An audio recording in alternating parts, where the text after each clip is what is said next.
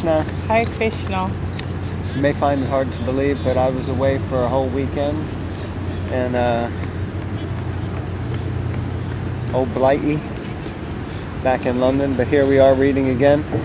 Shout out to a few of you who mentioned Bhagavatam Bites, and you know, it's nice to see that there are devotees out there watching, hearing Bhagavatam, and quite a few of you commented you like how we go to different places and you get to see different backgrounds, and it's always some excitement. There's never a dull moment in our household, I'll tell you that. It's true. Okay, so sorry I'm messing with the camera. Alright, so we're going to read from the Bhagavatam, and where are we at? It's Canto 4, Chapter 20, Text 9. Om Namo Bhagavate Vasudevaya. Om Namo Bhagavate Vasudevaya. Om Namo Bhagavate Vasudevaya. Scribble. That's nuts. Alright, text 9. The Supreme Personality of Godhead, Lord Vishnu. Did something fall on me? I can show you. No, I felt something. Oh, look.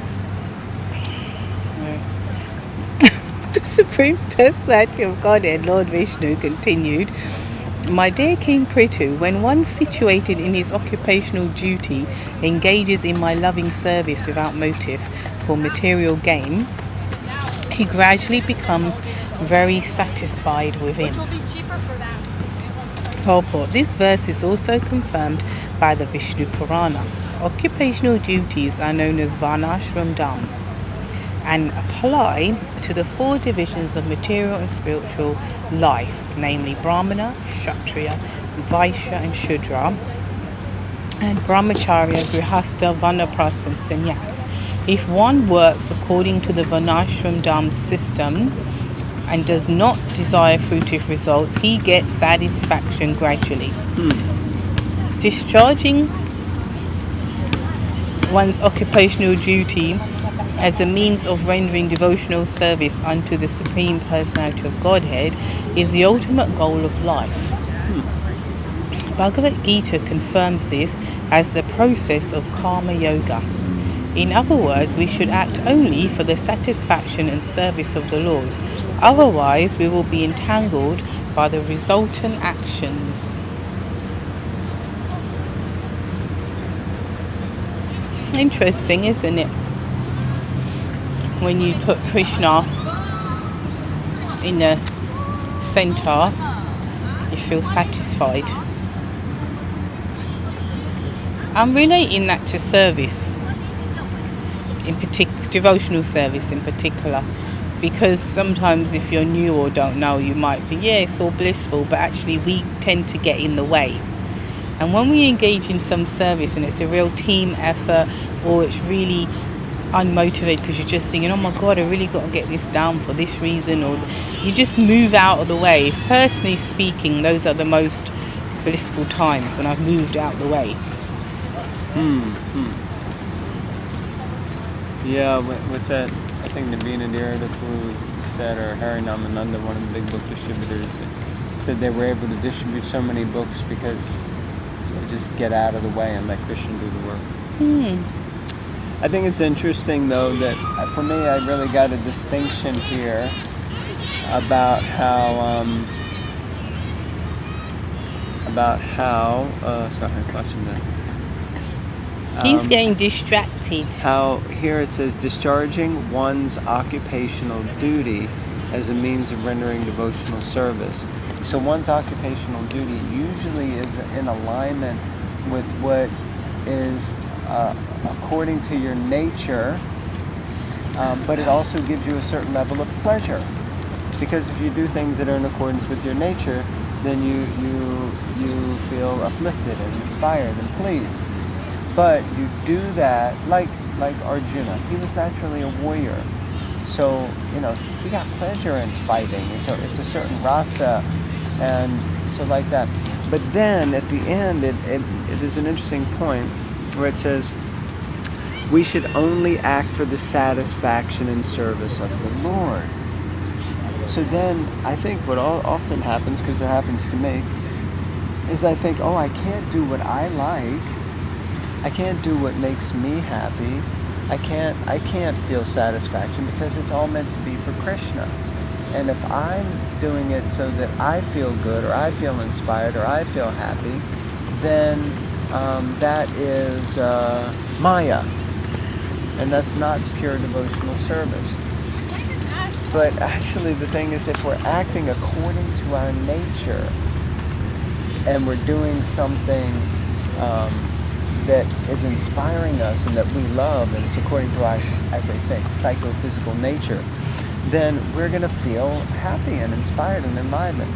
Now, where does it come in that we have to do it for? Well, we have to do that for Krishna. So we do that as an act of service. So how does that look? It might be that we give some of the fruits if we're making money. It might be that we engage that propensity in service, like if we're an organizer or a manager or an artist or a teacher or a business person or whatever it is. Then we engage that in the mission and Krishna's service in some way, shape, or form.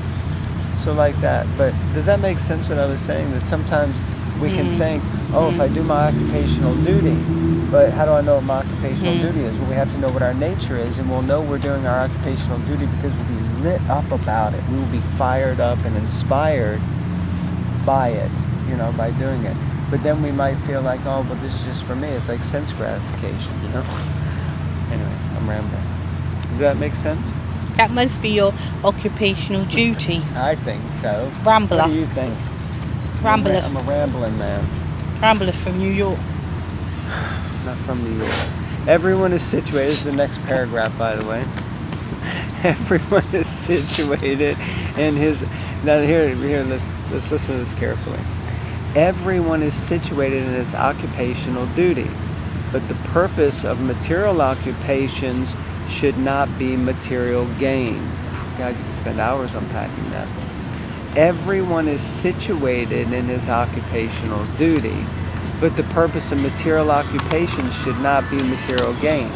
Rather, everyone should offer the results, like I was saying, of the occupational activities. A Brahmana especially should execute his occupational duties not for material gain, but to please the Supreme Personality of Godhead. The Kshatriya, Vaishya, and Shudra should work in a similar way. In this material world, everyone is engaged in various professional and occupational duties, but the purpose of such activities should be to please the Supreme Personality of Godhead. There's such good, and this relates really because I'm reading Mother Irmala's book at the moment, Career Dharma. So this totally fits in with that. Devotional service is very simple and anyone can adopt it. Let one remain what he is. He need, so do whatever you do, right? You need only install the deity of the Supreme Lord in your house. The deity may be Radha Krishna, Lakshmi Narayan. There are many forms of the Lord. In this way, a Brahmana, Kshatriya, Vaishya, or Shudra can worship the deity with the results of his honest labor. So this is so wonderful. This is amazing purport. So Prabhupada is saying, do whatever you do. Be a big businessman, be a shop owner, be a street sweeper, be a doctor, a lawyer, a physician, whatever it is. But just install the deities in your house and look after them with the money that you make. Isn't that powerful? It's amazing. Regardless of one's occupational duty, one should adopt the devotional means of hearing, chanting, remembering, worshiping, offering everything to the Lord, and engaging in His service. And this way one can very easily engage himself in the service of the Lord. When the Lord is pleased with one's service, one's mission in life is fulfilled. And there it is. Prabhupada says, when the Lord is pleased with one's service, one's mission in life is fulfilled. That's very powerful. What did you think of that purport that I just read? Anything stood out to you? No, I wasn't prepared to speak, so please continue to speak. So anyway, I just think I think it's wonderful. Please, please, please, we want to hear from you. Put your comments down there in the comments section and share some thoughts, because I just love this. I think this is amazing. It's wonderful when you're reading Bhagavatam and some parts just like, boom, there it is, you know? It's great. Okay, want to read the next one? That's what they say that happens. That is it called synchron? No. I'm just deliberately leaning. Is it called synchronicity? Yes, synchronicity is a name. So it does happen. You find in devotional life when you start to, some level, sadhana or just focusing, and then Krishna starts to reciprocate, because you'll go to the morning class to be like, oh wait, I was just discussing that with someone, and now you're saying you're reading Mother Urmila's book, and then this is bringing it out for you more, like emphasizing, and it's true, it's Krishna magic, as Shamsundar Prabhu has coined. Okay, number 10. Text 10. When the heart is cleansed of all material contamination, the devotee's mind becomes broader and transparent, and he can see things equally. At that stage of life, there is peace, and one is situated equally with me as Sachit Ananda Vigraha. Purport. The Mayavad conception of Kaivalya and that of the Vaishnav community is different. The Mayavadi thinks that as soon as one is free from all material contamination, he is merged into the existence of the Supreme. The Vaishnav philosopher's conception of Kaivalya is different. He understands both his position and the position of the Supreme Personality of Godhead. In the uncontaminated condition, the living entity understands that he is the eternal servitor of the Supreme, and that is called Brahman realization, the spiritual perfection of the living entity. This rapport is very easily achieved. As stated in Bhagavad Gita, when one is engaged in the transcendental loving service of the Lord, he is immediately situated on the transcendental platform of Kaivalya or Brahman.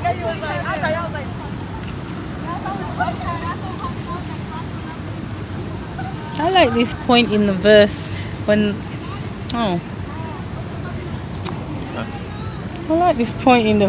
you turn the page. When the heart is cleansed of all material contamination, the devotee's mind becomes broader. I felt that related to like senior devotees and how we always feel so accepted and like not judged almost, but unfortunately when you go lower down the levels of advancement, it can be, we judge each other. I was just having a conversation with one actually senior devotee, to be fair, but he was feeling judged and how he may even dress and behave or whatever, and how they kind of like don't necessarily feel they fit in that way, And I thought, and we were talking about that judgment and stuff, and then he was just mentioning another very senior sannyasi who has that vision of whoever he meets, everyone just feels accepted, like so that's what stood out, because as one of the things that we should notice as we're progressing and coming hopefully purified, that we don't judge, and we have this broad mind, and it's not just for you people, but it's for you people as well, and it's okay, Yeah, it's beautiful. Yeah, not to be less judgmental. Yeah. It's not an easy thing, Yeah. We're so opinionated. We think we're right, and we think we know the way that someone else should be acting. And so then we got to go all about trying to let them know how they should be acting and what they should be doing. But to let go and, I love this, to let go and let God. To let go and let God. You just let go and let God be in control. Let God do what God needs to do. And if He wants us to do something, otherwise we think God's put us here just to let everybody know what they should do. Maybe. Huh? Maybe the transparent fire medium to do that, or like the instrument. Especially for your spouse. Yeah, especially for the spouse. Okay. You gotta go now because your phone's dying Yeah, anyway. unfortunately. Thanks. Thanks, mate. Alright, thank you everybody. See you later on the Flip Flap Smagman Yakam. Hare Krishna. Srimad Bhagavatam Ki Jai.